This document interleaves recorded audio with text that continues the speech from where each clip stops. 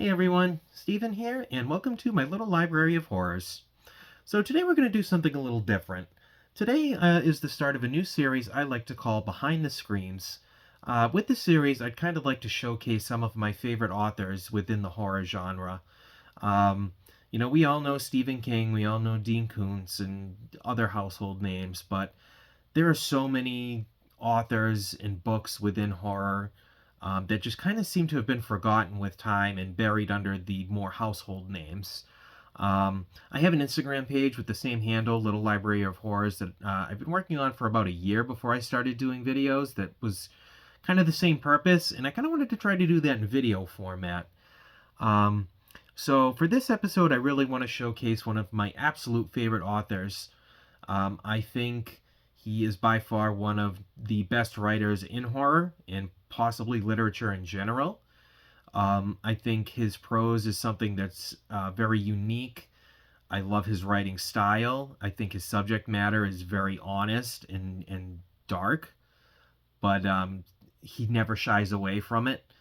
I think he has should he still be alive? If he was still alive, I really think he could have gone on to even been on like the Mount Rushmore of horror, to be totally honest. But and I credit that a lot to basically his mantra when writing, and that is there is nothing more unpredictable or more terrifying than human nature. And that person, of course, is Jack Ketchum, aka Dallas William Mayer. Jack Ketchum was born on November 10th, 1946 in Livingston, New Jersey. He was the son to German immigrant parents. I believe his father fought in World War One as in the artillery. I want to say one, possibly two. And I don't remember what his mother did, but yeah, he eventually graduated from Emerson College over in Boston, Massachusetts, with a bachelor's degree in English, which he then later on went to teach high school for about 2 years over in Brooklyn, Massachusetts. Brookline, excuse me. Which is awesome. I'm originally from Massachusetts, so kind of a shame I was born in the wrong time period, I guess, to kind of get a class from him, but yeah, I would have loved that. Anyway, a little fun fact about Ketchum: he befriended the famous Robert Bloch when he was a teenager, so the author of Psycho, and ended up getting mentored by Robert Bloch, which Robert Bloch was, as a matter of fact, mentored by H.P. Lovecraft. So, I mean, if you're going to have a mentor, it's going to be hard to beat, someone that was mentored by essentially one of the grandfathers of horror literature in general. So, yeah, I think that right there says also a lot about just kind of his overall talent as a writer. He's got almost 30 books in his bibliography, 4 of which won Bram Stoker Awards. He was nominated for a lot of other awards as well, and he also won the World Horror Convention Grand Master Award. And then he unfortunately passed on January 24th, 2018 due to cancer. I remember when the news broke, I had just really been a big fan of his. Like, it's when I really started to become a huge fan of his work. I had just finished maybe my second book by him. It was really kind of solidifying my sort of I guess fandom of his work. But yeah, and a little also, I can't really like say for certain this is true, but I think the coincidence is just way too close to kind of not be true. So take this one with a grain of salt. But I kind of stumbled on that Jack Ketchum was actually the name of one of the bloodiest executioners during medieval times, which I think would be really not convenient. I guess would make sense, I should say, as to why he chose a pen name like that. As I said, his subject matter is very violent, very dark, but it doesn't lose its humanity. And that's really what I love about Jack Ketchum is his books are very heavily focused on people being the monster. Um, the sort of that dark core every person has brought out to the front.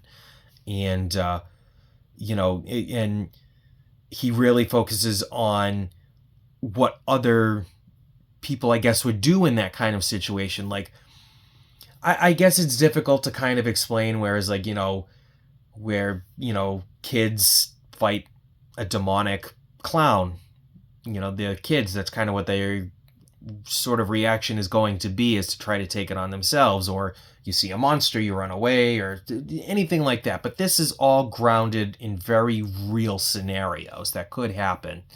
So it's just something I really appreciate about his work. I really enjoy a lot of realism in my horror, and Ketchum does a really wonderful job of keeping his stuff grounded, believable, but also very intense and very, very fast paced.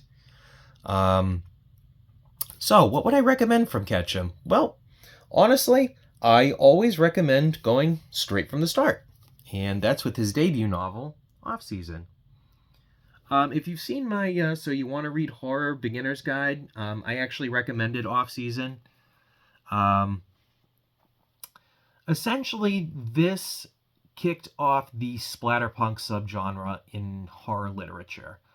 Um, Ketchum wrote this, I believe, in 1980, was picked up by Ballantine Books, and was very quickly pulled from shelves due to the extremely graphic nature of the book. There's a lot of violence in this.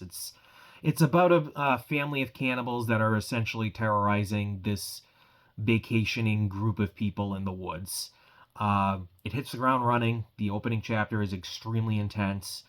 The violence is very, I don't even want to say over the top. Like I said, it's grounded. Yeah, there's a lot of stuff that where it makes you cringe, very physically cringe.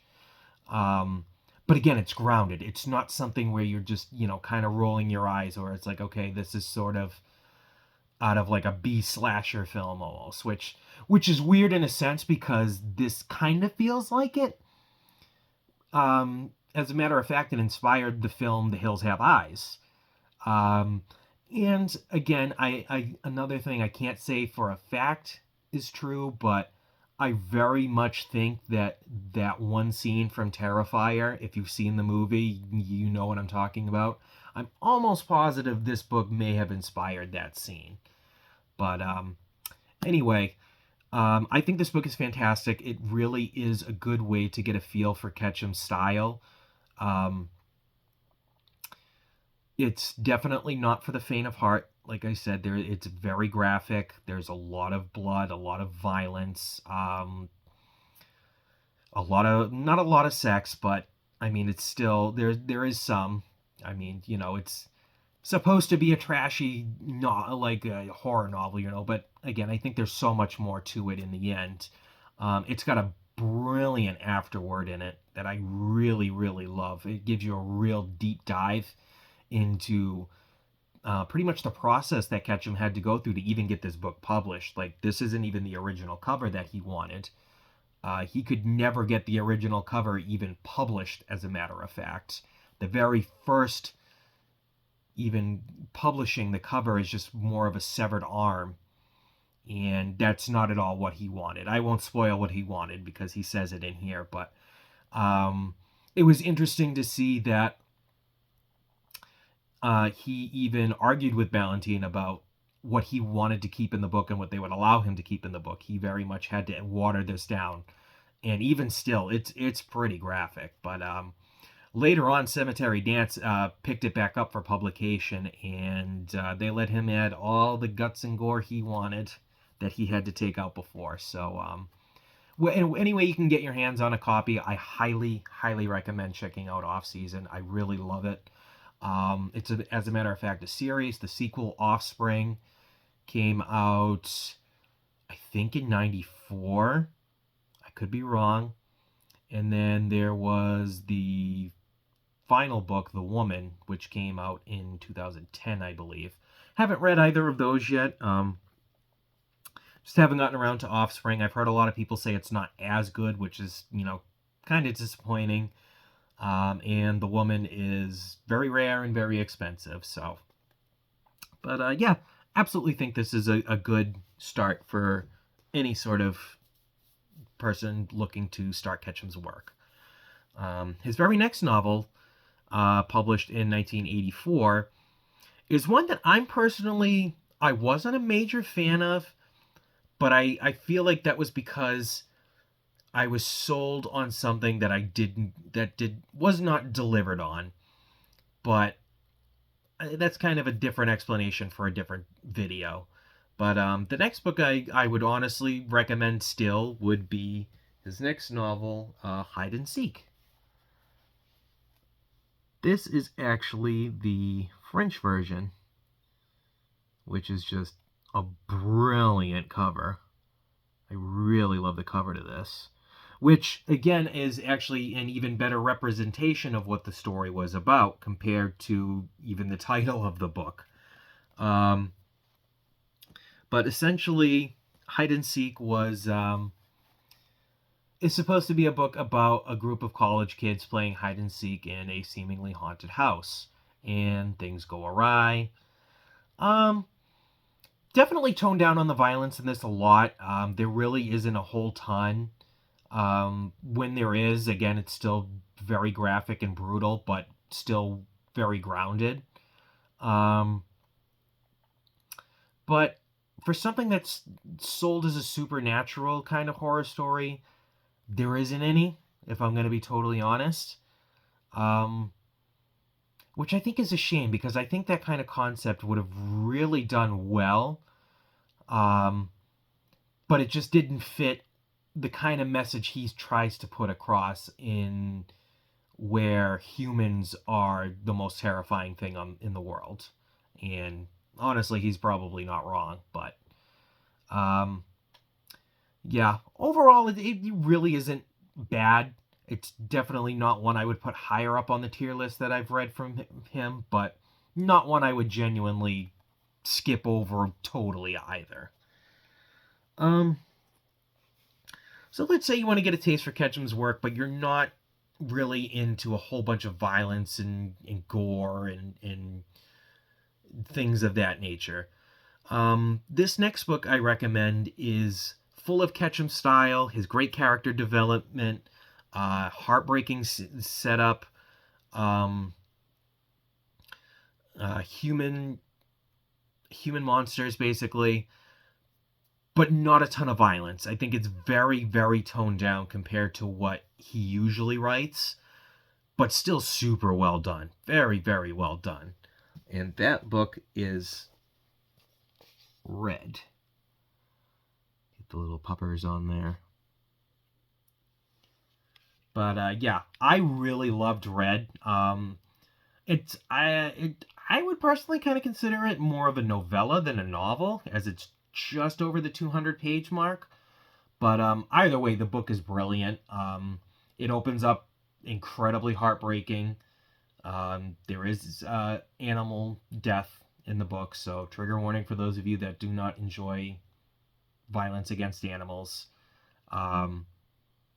I will say it's not as bad as, say, the turtle scene in The Troop, or I can't remember the name, the book I read where this guy basically just kicks a dog in the front yard to death. But it's nothing as bad as that. It's still pretty heartbreaking, but it's a revenge tale that I don't want to say has an overall feel-good ending, because Ketchum doesn't tend to go for feel-good in his books.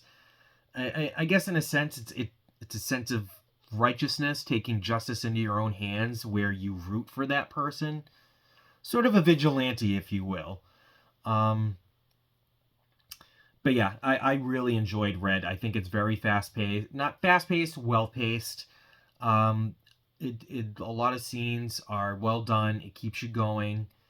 And yeah, like I said, it's not full of his usual very fast, very intense, violent sort of thing. The next book I really want to recommend, I unfortunately don't know where I put my copy of. I have no idea where I put it, but when you've got, you know, 800 books, they're going to tend to get lost around somewhere. But the next book I recommend is one that, again, really focuses on human horrors, but in a more realistic sense, in the sense that it's not cannibals or cave people or any sort of that matter. It focuses more on, I guess, kind of taking matters into your own hand, not in the same sense as Red, but as in tired of being pushed around. And one of the quotes from the book is, "A tired life breeds tired decisions, sometimes no decisions at all." And that book is called The Lost. I really like The Lost because I think for me, it was the first time in Ketchum's work where I felt the characters were extremely fleshed out. They didn't feel so much as cannon fodder for the scenes that he wanted to bring up. They were very fleshed out, very, very well developed. I think what's the word I'm looking for? Trail of events, I guess, are extremely well done and make perfect sense. The action's great when it happens. There's a lot of dread. In a really, really good surprise. Like, I don't want to say surprise ending, but the ending definitely has you guessing up until the last page, and I really, really like that. So yeah, I think that's definitely a book I would recommend if you're looking for something more realistic in a sense, where there isn't, like I said, people eating people or anything like that. It's very, very grounded as far as a lot of his other work. Well, let's say you don't want any horror at all. Let's say you just kind of want to get a taste for his characters, the more fleshed out characters as he got further along in his career, and where he really learned to uh, focus on building dread in scenes and really connecting with heartbreak in characters. Um, that I would recommend The Secret Life of Souls, which he co-wrote with Lucky McKee. Now, I kind of went into this not really knowing what it was about. The cover and the title was just really intriguing to me. And again, this was another case of I didn't get what I was expecting. But in this case, I don't know what I was expecting. Horror, I would assume, but it's just not. It's about basically it's about a little girl and her dog. She is a child actor, and it goes through sort of the trials and tribulations of being a child actor, and her brother being sort of the living in his sister's shadow, marital problems between the parents, and things like that, and sort of like how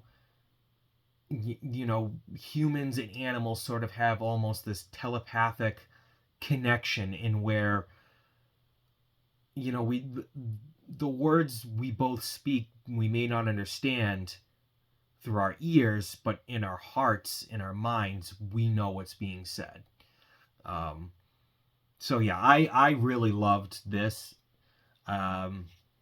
I really think you should check it out. Like I said, if you're looking for something that's not horror, that's definitely more along the lines of, I'd say, a dark fantasy, definitely check this one out. I really enjoyed this one. So, the final book I'd recommend really checking out is a book that I don't recommend lightly at all. As a matter of fact, it's genuinely really hard for me to recommend the book at all, which is a shame because I love the book. It's brilliant. It's beautiful. It's heartbreaking. It's intense. It's sad. It's depressing. It's shocking. It's depraved.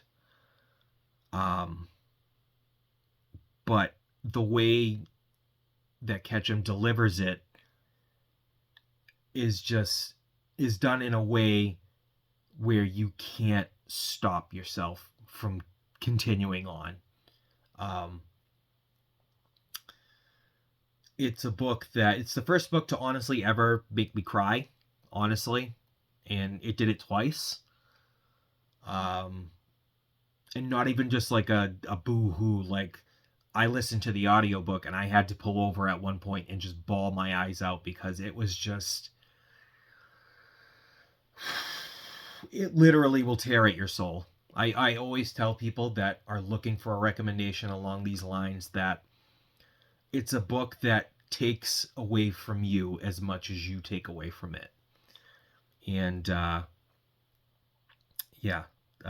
book would happen to be The Girl Next Door. This book is based off the real-life case of Sylvia Likens. And, man, it's tough. It's tough. It's honestly a book you can't even explain. This is one of those books you have to experience for yourself. With that being said, like I said, it's really going to stay with you. Even some fans of that love extreme horror have found this book to be really, really difficult to get through.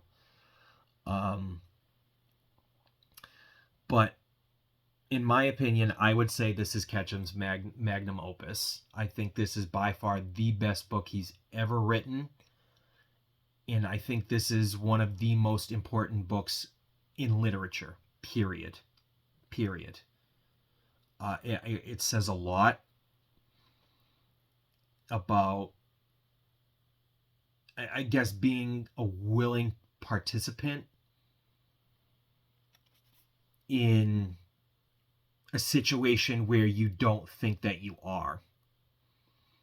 It's very, very heavy, very morally ambiguous, and it's just a book that will literally stay with me forever. I told myself I would never read it again, but I think I'm going to have to break that promise for another series I have planned. In a way, I'm excited to read it again, but 80% of me is like really dreading it because it's heavy. It's heavy. It's extremely heavy. And but I think it's an important book to read for any horror fan. But trigger warnings galore in this. Like, this book does not hold back at all. At all. It will haunt you. But yeah, that's pretty much all the recommendations I have. So yeah, that was my little highlight on one of my favorite authors, Jack Ketchum. So yeah, that's going to be it for me, everyone. I really hope you enjoyed the video. I highly recommend going out and finding any of Ketchum's work that you can. I really think he's one of the most important voices in horror and in literature. Yeah, and I think he is a perfect fit for not just a horror library, but genuinely any library. I really enjoy his work.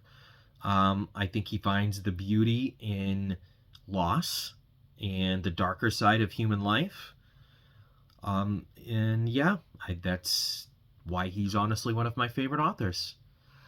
But yeah, that's going to be it for me today. I really appreciate everybody checking out the video. Feel free to leave a comment if you've read any of his work. Let me know what your favorite book by him is.